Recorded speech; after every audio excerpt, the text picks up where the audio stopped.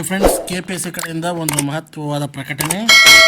K ಎಸ್ದು 2023-24ನೇ ಸಾಲಿನ group A ಮತ್ತು group E ಒಟ್ಟು 384 ಹುದ್ದೆಗಳಿಗೆ ನೇಮಕಾತಿಯನ್ನು ಅಧಿಸೂಚನೆ ಹೊರಡಿಸಿ ಈಗಾಗಿತ್ತು. ಈಗ ಆ ಎಕ್ಸಾಮು ಕೂಡ ಪೋಸ್ಟ್ಪೋನ್ ಆಗಿತ್ತು. ನಿಮ್ಗೆ ಈಗಾಗಲೇ ಗೊತ್ತಿರ್ಬೋದು KS ಎಕ್ಸಾಮು. ಸೊ ಅದಕ್ಕೆ ಫೈನಲ್ ಆಗಿ ಒಂದು ಮರುಪರೀಕ್ಷೆಯನ್ನು ದಿನಾಂಕವನ್ನು ನಿಗದಿ ಮಾಡಿಸಿದ್ದಾರೆ. ಅದುವೇ 29/12/2024 ಫೈನಲ್ ಡೇಟ್ ಅನೌನ್ಸ್ ಮಾಡಿದ್ದಾರೆ.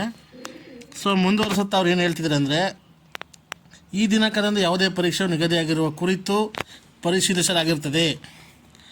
ತಿದ್ದುಪಡಿ ಅಧಿಸೂಚನೆ ಜಾರಿಯಾದ ನಂತರ ಇನ್ನಿತರ ಯಾವುದೇ ಪರೀಕ್ಷೆ ನಿಗದಿಯಾದಲ್ಲಿ ಅದಕ್ಕೆ ಆಯೋಗವು ಹೊಣೆಯಾಗುವುದಿಲ್ಲ ಹಾಗೂ ಯಾವುದೇ ಕಾರಣಕ್ಕೂ ಪರೀಕ್ಷೆಯನ್ನು ಮುಂದೂಡಲಾಗುವುದಿಲ್ಲ.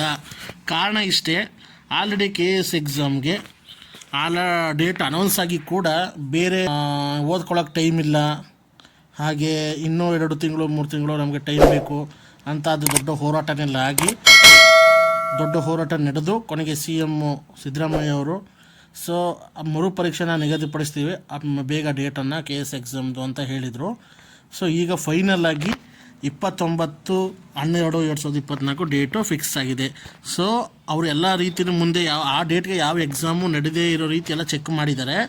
ಸೊ ಒಂದು ವೇಳೆ ಅದೇ ಡೇಟ್ಗೆ ಯಾವುದಾದ್ರು ಎಕ್ಸಾಮ್ ಫಿಕ್ಸ್ ಆದರೆ ಅದಕ್ಕೆ ಆಯೋಗ ಕಾರಣ ಅಲ್ಲ, ಎಕ್ಸಾಮ್ ಖಂಡಿತವಾಗಿ ನಡೆಯುತ್ತೆ ಅಂತ ಅನೌನ್ಸ್ ಮಾಡಿದ್ದಾರೆ. So exam date 29/12/2024 final date. December 29 KS ಮರುಪರೀಕ್ಷೆ ನಡೆಯುತ್ತೆ. ಸೊ ಎಲ್ಲ ವಿದ್ಯಾರ್ಥಿಗಳು ಆದಷ್ಟು ಯಾರು group A group P KZF professor KS ಎಕ್ಸಾಮ್ಗೆ ಹಾಕಿದರೆ ಅವ್ರಿಗೆಲ್ಲ ಈ ವಿಡಿಯೋನ ಆದಷ್ಟು ಶೇರ್ ಮಾಡಿ.